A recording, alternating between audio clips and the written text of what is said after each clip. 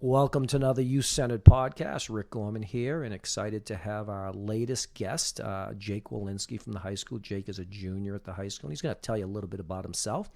We brought Jake in because Jake is a unique student-athlete, and we're going to talk about what kind of drives Jake. And if you know Jake, as many people in this town do, he is pretty self-motivated. He's self-disciplined. He's probably one of the hottest workers on the athletic field, in the classroom, in the community that I know, and obviously my 30-plus years here. So we have entitled this podcast, There is a Difference Between Interest and Commitment. So first of all, Jake, thanks for coming on the podcast. Thank you for having me, Rick. So, Jake, you are pretty popular in town. A lot of people know you. But for the people that are listening today that may not know you, how about a quick bio on who Jake Wolinksi is? Yeah, so I'm Jake Wolinksi. I'm a junior at the north end of our high school.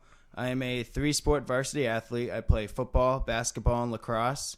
And last summer was my first summer working at Summer Fun right here at Drummond, which was a great experience because I remember growing up being a kid going to Summer Fun, so it's pretty cool to be able to be a counselor.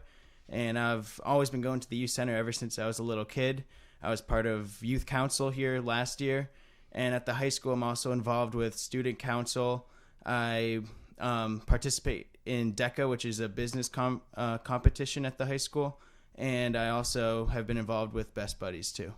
Yeah, and one of the reasons we wanted you on here is this was not to be specifically just a sports-related podcast, because you are so involved with so many different things. You mentioned down here at the youth center, but all the clubs you're involved with and all the community service. And, you know, I get exhausted kind of listening to your, I think I'm a pretty busy guy, and I'm pretty driven myself for sure. But I look at you and, I've dubbed you I gave you the nickname La Machine, and you truly are a machine. So, Jake, let's get started. My first question I have for you is, when do you first recall being driven in any aspect of your life? Yeah, so it really started, I think, when I was a kid, and basketball was always my favorite sport.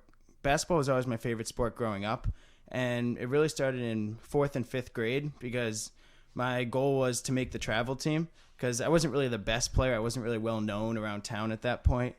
And so, my goal in 4th grade, I was fortunate enough to have a great coach, Coach Tobias. He was really my first true basketball coach, and he helped me grow so much as a player.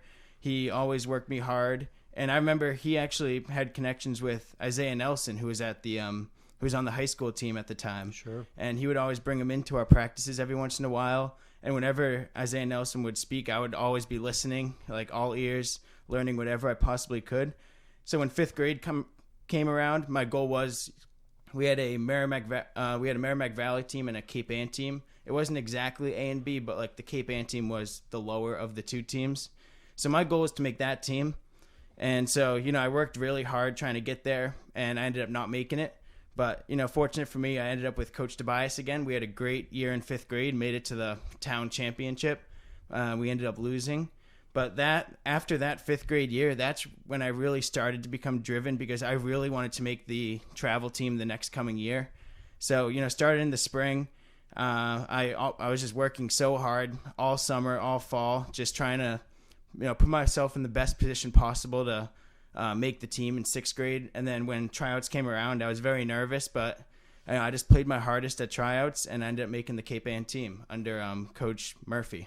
So let's talk about that for a second. So as a 4th grader, you played in our 4th grade in-house program, which actually plays its games here at the youth center. And then as a 5th grader, you tried out for the travel team and got cut. Now, a lot of times when kids get cut, quite frankly, they give up. They don't put the work in. Why were you different on that? I just love basketball so much. Like, I knew I wasn't the best player, so it was a disappointment, but it really didn't shock me too bad because I was still with my friend group at the time I had, and then Coach Tobias. He's a great coach, and I loved playing for him. So, when I was on town in 5th grade, it was awesome. I had a great time, and we practiced hard, we played hard, and it just really helped me improve and put myself in a good position for the next coming year. For sure. And you made the travel team. Yeah. Let's talk a little bit about your being driven in sports that you play. So after you started to play basketball, you also played other sports. How are you driven in sports? Like what's your motivation? Yeah, so I really just want to just be the best player I can be. Just always be the hardest worker, like the first one in, last one out. Because I'm really not the best. I'm not like, I wouldn't call myself a great player in the sports. I just work extremely hard. Like whether it's basketball, staying after with Coach Medeiros to get shots up for an hour after practice, football, running routes before and after practice, working on footwork, and lacrosse. Since I've only been playing lacrosse for 3 years, and I'm on the varsity team, so like I'm expected to do the same exact stuff as kids who've been playing their whole life. So I have to just get more reps in than anybody else because I'm years behind everyone, but I'm expected to be playing at the same level. But let me ask you, where does the mindset come from that? Like, where does the mindset come? It's just, I just want to, it's honestly, it's just fun for me. It's what I like to do. It's I have a commitment to just be the best version of myself that I could possibly be every day. So it's just, it's what wakes me up, just my passion for all of it. Just, the love for the grind, just going through it every day with my teammates too, which makes it really fun, because I never want to let the man beside me down. It's always doing it for my teammates. For sure. Now, what about some of the non-athletic things? Like you talked about a lot of the clubs you're in, and obviously I see you here at Summer Fun, and I see you here at Youth Council, whatever. How are you driven in those type of things? Is it the same as the sports? Yeah, I really try and just bring the same mindset into everything. I don't believe that you're like you have one mindset for sports and like one mindset for school and another for other things. Like I believe that it's just all the same mindset. Like the same way I prepare for a Friday night football game is the same. Like I put the same effort into preparing for a big unit test in school and stuff like that. So, and the summer fun part, it's just I consider summer fun my summer sport. Like it's that big for me, and it's just great. The ultimate goal of just inspiring the next generation, in the words of Kobe Bryant. Like it's on the back of our shirts, aspire to inspire. So I just want to be someone who like the kids can look up to and like just be able to learn, just like see someone who's driven and just help them in their own lives too. Yeah, I mean, I've been working with thousands of kids for the last 30 plus years, and it is amazing to me how you carry over on all of those things. So I see, and I've heard from some of your teachers about how much of a strong academic kid you are. I've heard from obviously people that work with you outside of sports, and then I've obviously heard from your coaches.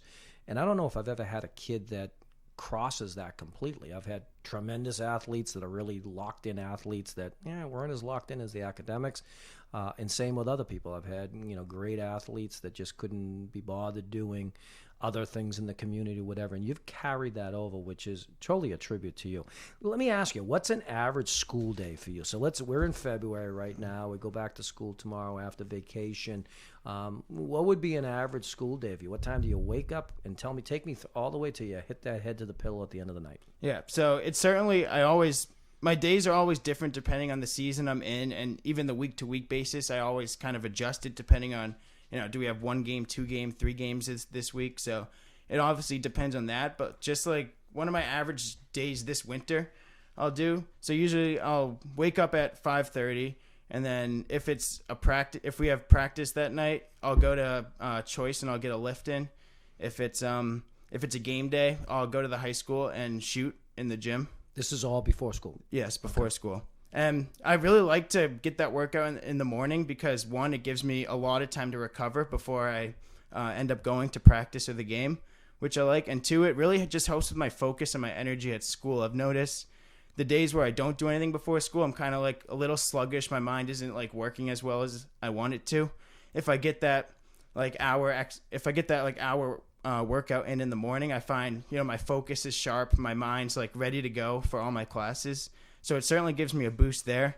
So then I'll go to school, and then after school, I'll usually come home. I'll have if there's any clubs, I'll go to those, which are usually after school, and then I'll come home, and then I'll have like an hour and a half to 2 hour window to get any homework done, get any studying done I have to do, watch film, all stuff like that. And then I'll usually head to basketball practice a little early. I like to get just play like 20 to 30 minutes of lacrosse before basketball just to keep my stick skills sharp. and then I'll get to the locker room about 30 minutes early. Chill up there with all my teammates, and then go to practice. And then after, I'll come home, I'll eat, I'll shower, and then usually I'll just read for 20, 30 minutes and then go to bed. So that's a typical school day. Pretty long day, pretty committed on that. All right, so now take me to I'm asking this question because I found this out from my good friend Jeff Nelson, who runs the Cedardale, all the basketball stuff up there, and he comes over to me and he says, "Hey, what happened to North Andover the other night?" I said, "Well, they got beat up pretty bad by Lowell." And he goes, "Well, Jake Wolinksi was at Cedardale at 5:30 or whatever." Tell me what a weekend's like. Is that how you start off your Saturday? Because I know most high school kids are usually sleeping at 5:30 in the morning. Yeah. So, well, if we get home late from a game, usually I'll let myself on Saturday. Like, I'll sleep in a little. I don't like to sleep in that late because I like to keep the same bed schedule because it helps with my sleeping. So I'll wake up at like 7 or 8 latest. That'll usually be when I'll wake up. Then that's when I like to go to Cedardale. I like to get a good lift in that day because it's like 3 days before our next game, so I'll have the most amount of time to recover. So I like to get a good lift in at that time. And then when I go home after, since I don't have much time to do all of my homework during the school week, I like to just spend as much time as I need on Saturday just to get a head start on all homework that I possibly can do.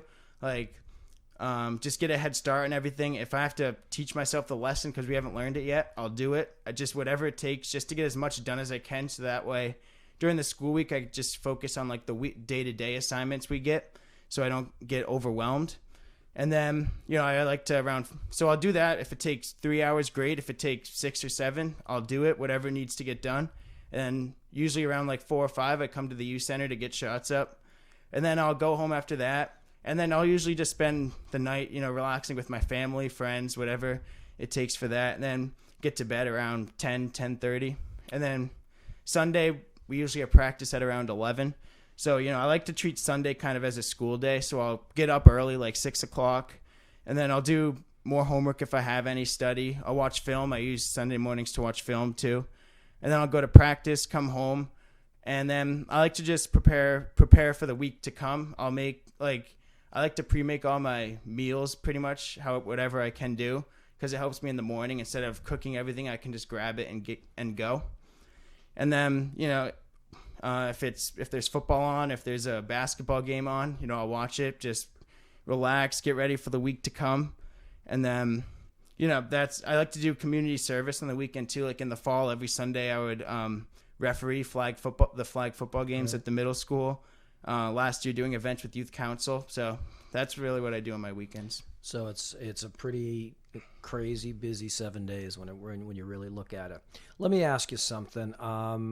Your friends, you have a great friend group, a lot of people, obviously you hang out with or whatever. What do your friends think of your schedule? Do you get teased by it? Are people in awe of it? People question it? What's your friends say to you? Yeah, I think they definitely, I know a lot of they appreciate, all the stuff that I do. I think they always say to me, oh, I wish I had your drive. I wish I had your work ethic and stuff like that, which, is great to hear because I know, they admire what I do. So they definitely think it's, what I'm doing is good and stuff like that. That's good. You talk a lot about, and you and I talk some science stuff on this too, and both of us read books, very similar books in a lot of ways. But how important is sleep to you, and how important do you think sleep is to teenagers? I think sleep is very important. That's why I always try to just keep a same consistent 9:30 to 5:30 or 10 to 6 sleep schedule. I like to stay consistent with that.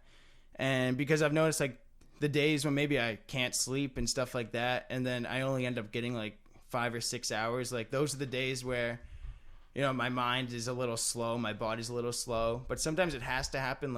You get home late from a game some nights and you just can't control it. It's just what high school is, and it is what it is. But, I think sleep should be a priority for a lot of kids, because you can't expect maximum results on the field or on the court if you're not putting the effort into the stuff you do off, such as sleeping consistently every night. Sure. And we also talk about some other things too, before workouts, what I would call pre-workouts. And then you're an unbelievably strong believer in something that I don't think teenagers are enough on, and that's recovery. Can you talk a little bit about how important, whether it be just stretching and getting ready for an athletic activity, and then how do you describe recovery? Yeah, so definitely, before and after every practice, aside from the stretching we do, like at practice, I always make sure to do my own for like 15, 20 minutes before and after practice. And, food and drink, like, is always something I value very much. I'm always drinking water, like at school, I literally go to the bathroom like 10 times during a school day. I'm always going in and out of the bathroom to, just be constantly peeing and replenishing myself. And certainly with the food that I eat, like after workouts, I think that's huge. Like getting something in your body 30 minutes after you work out is huge. I always like to have, I always blend chocolate milk and cherries together. I think that really helps me. And, always just having healthy dinners, know when you can, like cheat yourself a little bit, know when you can't. And, I make sure I eat a ton because all the stuff that I do, and, I'm not a doctor, but I'm pretty sure my metabolism's like very fast. So just to like keep my weight up while I do all this, especially during basketball season, I have to be eating a lot. So I make sure I'm just constantly eating throughout the day, making sure everything I eat is healthy for you. And, I always watch my weight too. My goal for each season is, either maintain weight or put on 5 pounds if you can. Like this winter, I've actually been able to put on 5 pounds, which I'm proud of. So, it's always just staying healthy with that too. Awesome. Now, as we talk about it, like, your father sometimes joke, and your father's a real jokester. He told me what it's like shopping for the family now, food shopping, because it's such a challenge with you and what you'll eat and what you won't. And he basically was referring to you almost as following the TB12 type diet on that. But obviously that's really important to you. And you've done a lot of, you just didn't do this stuff. You've done a lot of fact-finding and research on how to do this, which is great. Let's talk a little bit about your family. So tell us who's in the family and how do they motivate you, or how do they just support you? Yeah, so I live with my mom, my dad, and then I have one brother. His name is Zach. He's in 8th grade, so, I'll be pretty exciting. He'll be at the high school next year with me, Sure. I hope. If I think he's going to decide to go to the high school. I think that's where he's going to go. So... my brother also plays 3 sports. He plays football, basketball, and he plays baseball in the spring. I've been introducing him to lacrosse lately too, but he's a better baseball player than I ever was. So I wouldn't be surprised if he sticks with baseball as well. So my mom and dad definitely certainly motivate me because, before I had my license, I had to have my dad drive me to all these places. And, when I asked my dad, like, hey, can you wake me up before school and drive me here? And, I knew he didn't want to be doing it because, he stays up late too, like making sure everything's all right, like with his work and everything. So, waking up early for him isn't ideal, but, he does it anyway because he wants to help me. And, that's something that, like, I think to myself, well, if I'm having like a lousy workout or something, my mind's not into it. I think like, well, my dad just sacrificed his sleep to, get me here. So, that just pushes me. Like, I have to work my hardest here. I have no option. And my mom too, she's constantly taking care of me and Zach. It wasn't easy growing up. We were always like, we were hyper kids. So, she's done the best she could with all that. And they're both very hardworking. Yeah, and they're big supporters of you. I see it all the time.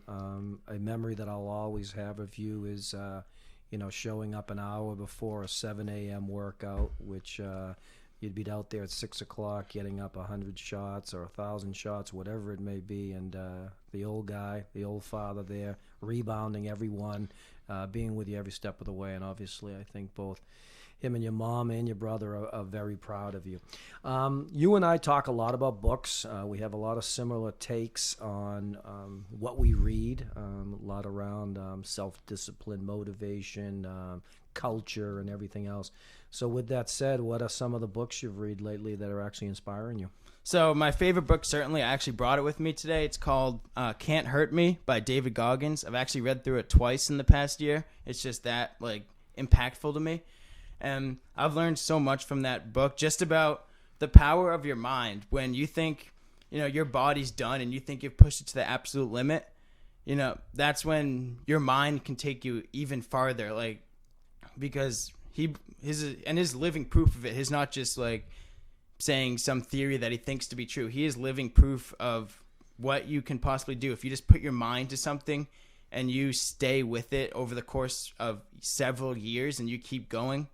That's you can become anything. And I'll actually pick out some quotes that have actually inspired me throughout the years.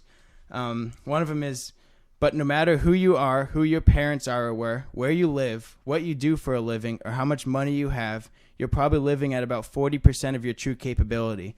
So his thing about all that, it's called the 40% rule, saying when you get to the point where you're just completely exhausted, your mind just wants to quit. You want to get out of there. You're in so much pain. He claims, no, you're probably at about 40%. You have 60% more if you just keep pushing past that barrier. And he gives an example of it in his own life. He was running a 100-mile race, and he was at around mile 70, and his body was completely washed. He had stress fractures everywhere. All he wanted to do was just stop, because he thought he was at his absolute limit. But he just said he just kept walking. He just kept pushing. He wouldn't listen to what his mind was trying to say. He just kept walking. And he said eventually, the pain slowly started to go away. And then he started jogging, and then faster, and then he started running again. And he ended up running 101 miles for that race. And it just shows that what he thought was his limit, no, there's more. He just had to unlock it. He had to push through the pain and get it. And then the one other quote that I have from that book, it's actually, he took it from this guy named Heraclitus. I don't think I pronounced that right, but he was a philosopher born in the Persian Empire back in the 5th century BC. And his quote was, "Out of every 100 men, 10 shouldn't even be there. 80 are just targets. 9 are the real fighters, and we are lucky to have them, for they make the battle. But the one is a warrior." And, that's just something I always keep in my mind. Every day when I'm going through practice and stuff, I'm always thinking to myself, when I feel when my body's tired, when I feel maybe not going 100% for this rep, I always think to myself, well, what would the 1% warrior do? That person would give all out every single time. So that just really pushes me. If I want to sleep in a morning, I'll think to myself well, the 1% warrior wouldn't do that. So it's just something I always strive to be every single day. Just get closer and closer to being that 1% warrior. That's awesome. You mentioned early on the first coach you had, but I don't think anybody goes through life with just being total individual. There's always, family, like you mentioned, your mom and your dad and your brother that supported you. Let's mention that basketball coach again, and who are some of the other mentors you've had in your life? Yeah, so my first basketball coach back in 4th and 5th grade, his name was Coach Tobias, and so he really gave me my true start. He introduced me to, I still remember the workout, the dead fish, which it's just work on your follow through, and he'd say, just do it in your basement when you're just watching TV, resting, just do that. So it's just something I always did, and it really helped me. Then after that, so I go on to be with Coach Murphy and Kellen Murphy's father, and on the Cape Ann team. And we also had Coach Holland too. So they were the two coaches there. And then in 7th and 8th grade, when I was on the Merrimack Valley team, that's when I had Coach Finn. And he was a very good basketball coach too. He really helped push me to be that next level. And then my other my youth football coach, Coach Keneally, he was another tremendous coach.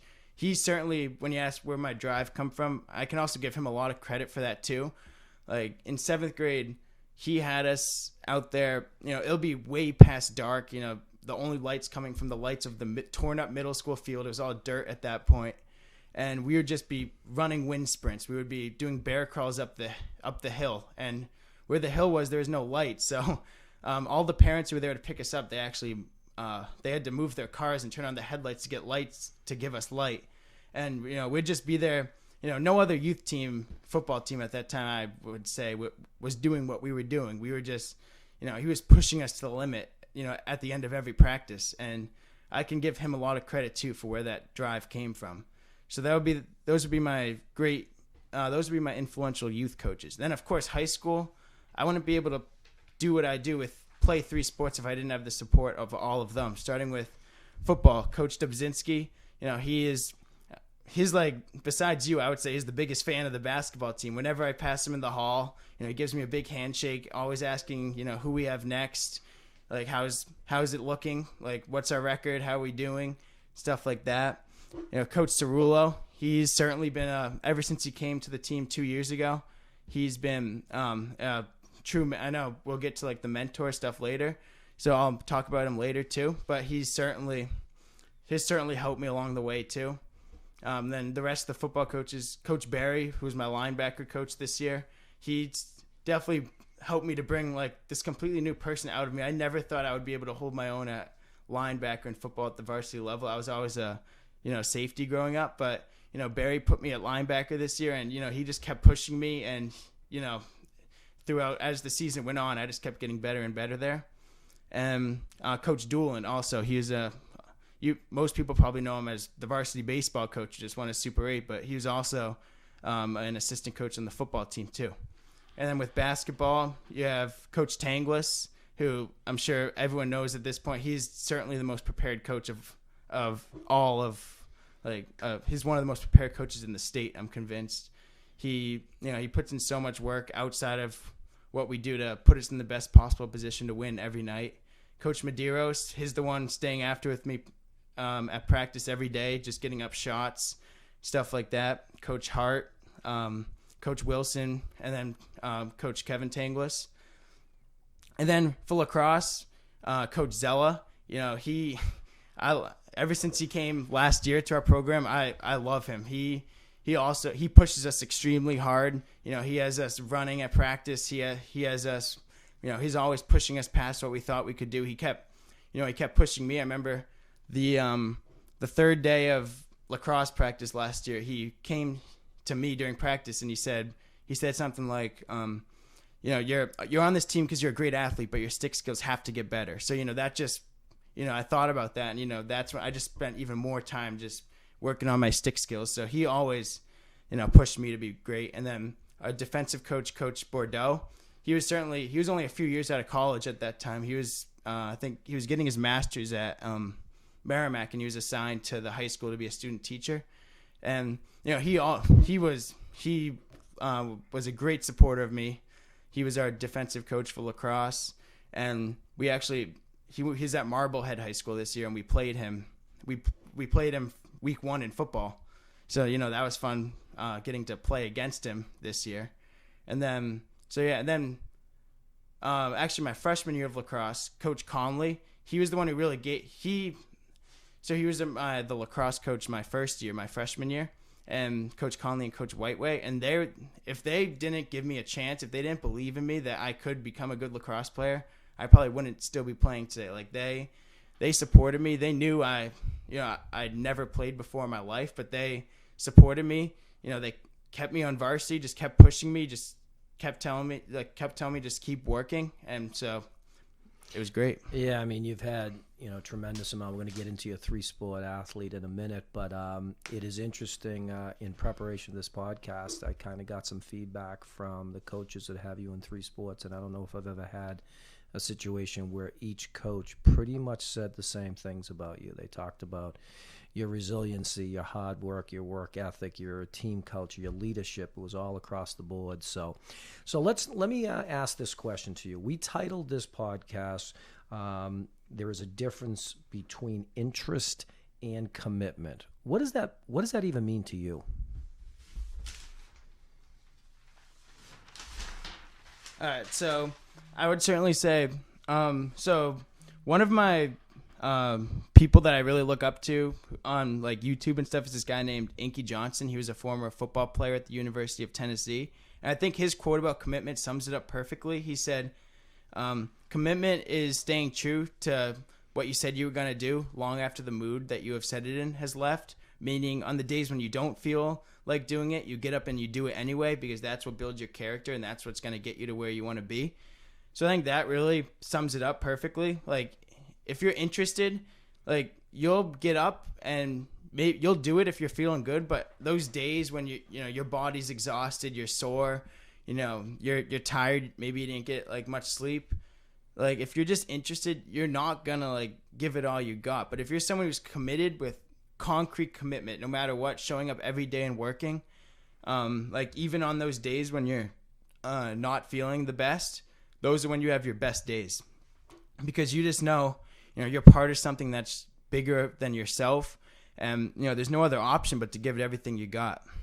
So why do you think that there are kids at your age, and I don't know if, I'm quite frankly not sure anybody can be as driven as you, but why do you think some kids have a problem with being as committed as you are? And I think kids are really interested in stuff, whether it be sports or an activity or even academics. But the commitment is where I see things falling off. Why do you think, kids your age may have some problems with that? My number one thing is, giving effort on a day-to-day basis, tapping into that pain every day. It's hard. It's painful. It's not fun to do it every single day. But, I think that's what a lot of people are. They're kind of set on like the product. They're set on the end goal of like, maybe winning a championship or like winning a conference or something like that. A lot of kids are stuck on their sights on that end goal. But I think not enough people have their sights set on the process to get there. I think, thinking of those, early practices, getting up in the early and working hard, staying up late, working hard, all that stuff. I think so, like the process versus product thing. A lot of people want the product, but they're not willing to go through the process that it takes to get to that product. So, my thing is always, like, don't even make it about the product. Learn to love the day-to-day thing, because this is also in the words of Kobe Bryant. I believe he said it his jersey retirement thing. He said, you'll realize that the dream isn't the end goal. The dream is waking up every day and working towards it. And you'll realize what you accomplish isn't even your dream. It's something a lot bigger than that.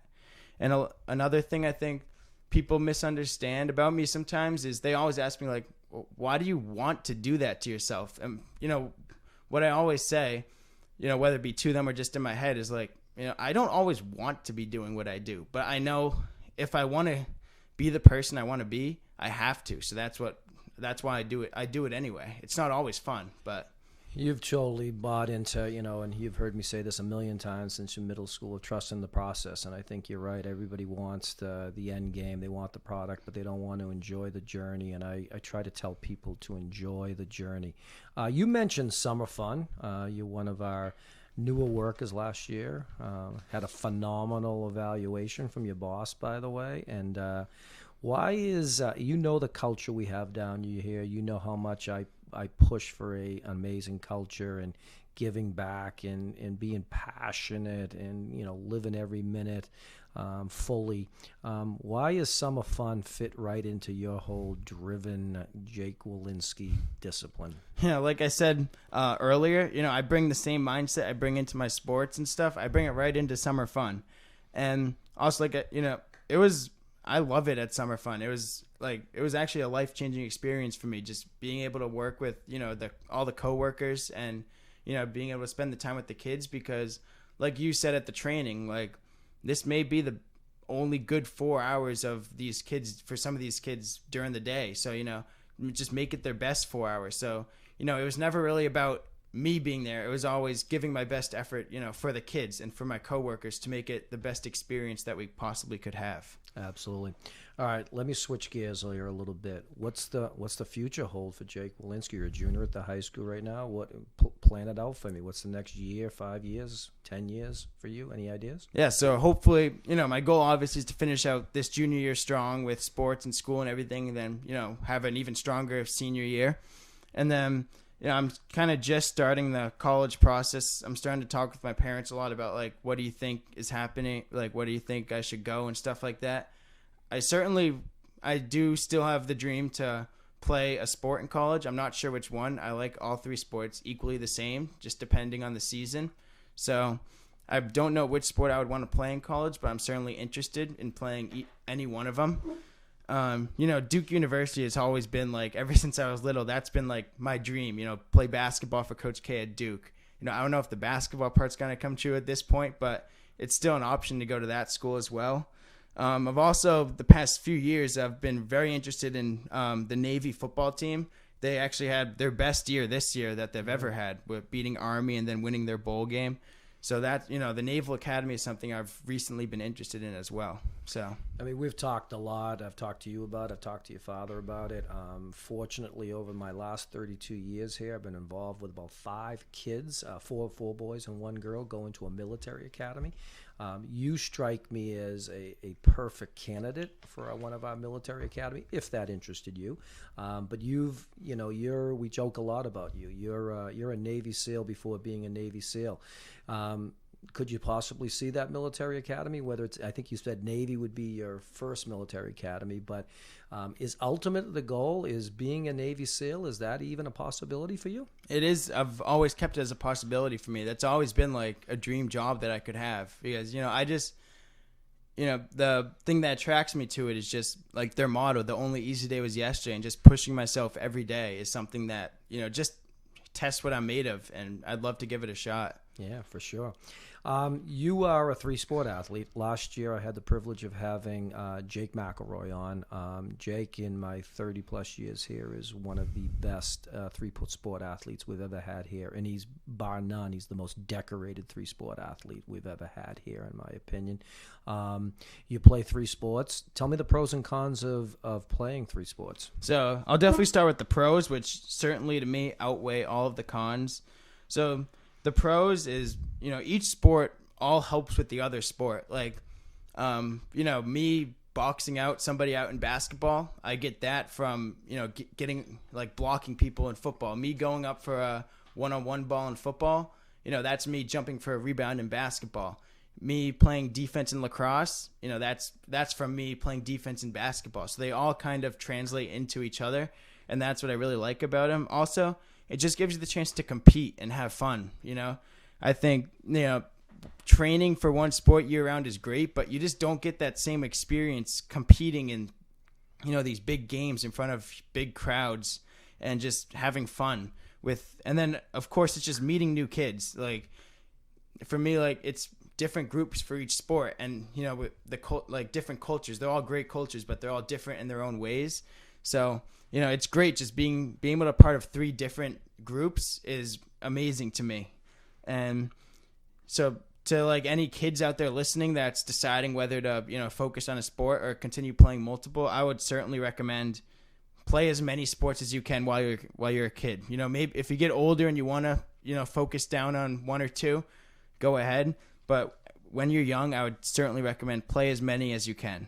And there's no better way to build your character than to play multiple sports. The cons, I would say, there's days when I'm triple booked at times, and I have to decide like which 2 don't I go to and which one do I go to, and it's such a hard decision. I sometimes sit there for hours just trying to think through which one would be best, because like the ones I don't go to, I feel like I'd be letting my team down, but like I also need to be at this other one, so that's certainly hard. And like my days, especially in the summer when like all 3 kind of happen simultaneously, it's busy and long days, but I wouldn't trade it for anything.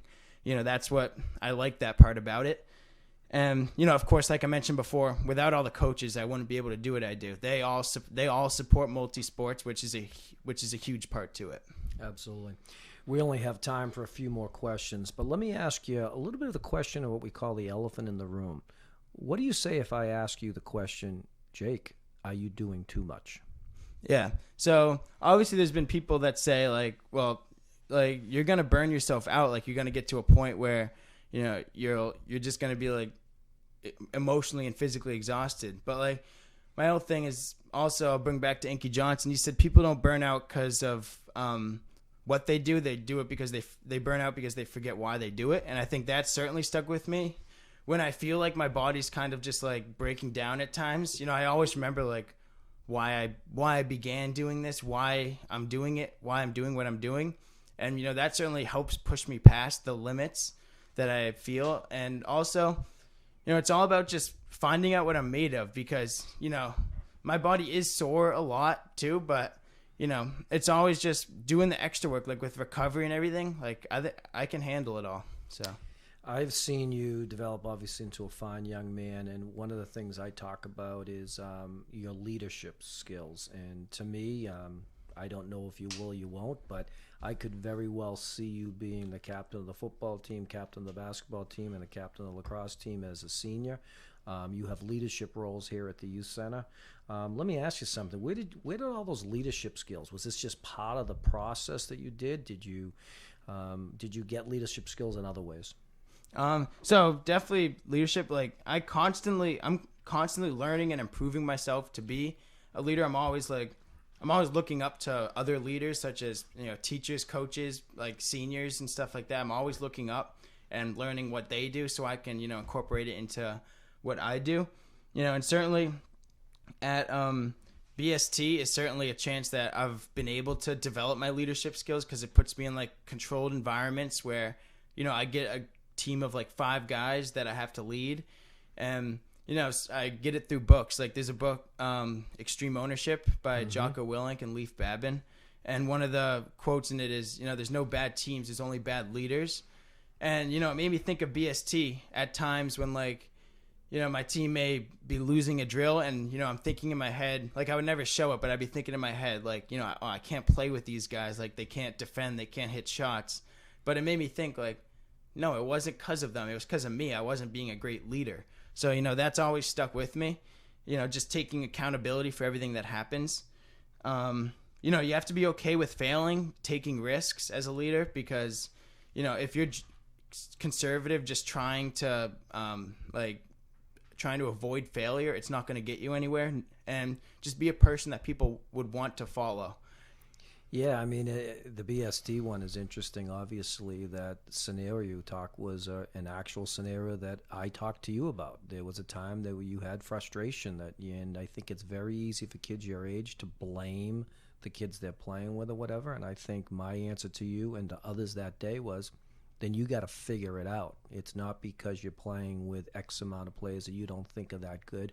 Where are you going to take that next step? And you were definitely one that took that to really hard on that, which was great to see. But you have unbelievable leadership skills, and it's going to be interesting to see where your leadership goes, whether it's as simple as being a captain of a sports team or a leader in a job, or ultimately protecting our country as a Navy SEAL. We'll have to see that. Got 2 questions left for you, Jake. Time is flying by here. This has been really, really good to hear from you.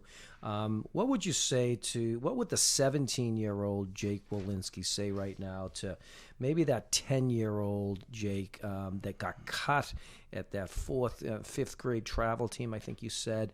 What would you say to a younger self now that you've had the words of wisdom of being 17 years old now? I would just say, cherish everything that happens, because, even during like the times that are tough and stuff, because, it will all come back to help you at a later point in your life. No matter what's happening, always just put your head down and work, ignore all the noise, whatever's going on, have fun, because being a kid is the best years of your life. Enjoy your time with your friends, your family, just doing what you love to do. Always help others whenever possible. There's no better feeling to me, I think, than when you do something for someone else, whether it's as simple as just holding a door open. Just help others whenever you can. Always get involved in the community, always be playing sports, never give up on your dreams, and, always just fight through the adversity and love it too, because that's what's going to help you grow. Absolutely. And then we're going to give you the final word also. So you kind of had some really good life lessons to a younger kid right now. On your final word, what would you want to say to maybe those teachers and coaches that have been supporters to you, maybe to your parents, maybe to the residents out there that want to know what makes you tick, and how they can get their child to be maybe a little more committed? What's your final word on today's podcast? So I would just say, I was talking about process versus product. I would say just focus on loving the process, because you can't really control the outcomes that happen in life, but always just control and love the process. Wherever you are, just be the hardest worker in the room, because that's something you can control, as well as your attitude, your energy, and your effort. Always just focus on those. Just be the best possible version of you wherever you go. Maybe you'll only be feeling like 80% one day, but you can control giving 100% of that 80% that you have. Be coachable, and most important, be a great teammate to others, because at the end of the day, you can be a great individual, but you're not going to go anywhere if you're not a great teammate. So definitely be coachable, be a good teammate, always try and be a leader, but it's just as important to be a listener. And always, seek out mentors, always be learning, get uncomfortable, push yourself past your comfort zone, and just continue growing. That's a lot of good advice to a lot of people here. It's been great having you on this podcast today, Jake. Jake is getting ready for the state tournament basketball game tomorrow night. North Andover plays at number 2 Boston Latin Academy. We're hoping for a W there so we can continue the journey like we have the last couple of years. When it's all over, you will take probably won't take any rest, but you'll get ready to start our lacrosse program again this year. And then when lacrosse will lead us into the summer, and I know we'll see you back at BST, and we'll see you running around with all the kids, being a great leader with summer fun too. So on behalf of the Youth Center podcast, Jake, I want to thank you for coming on. And we wish you the best of luck going forward. Thank you, Rick. Thank you for having me. And as we finish every podcast, we always say too much passion is never enough passion.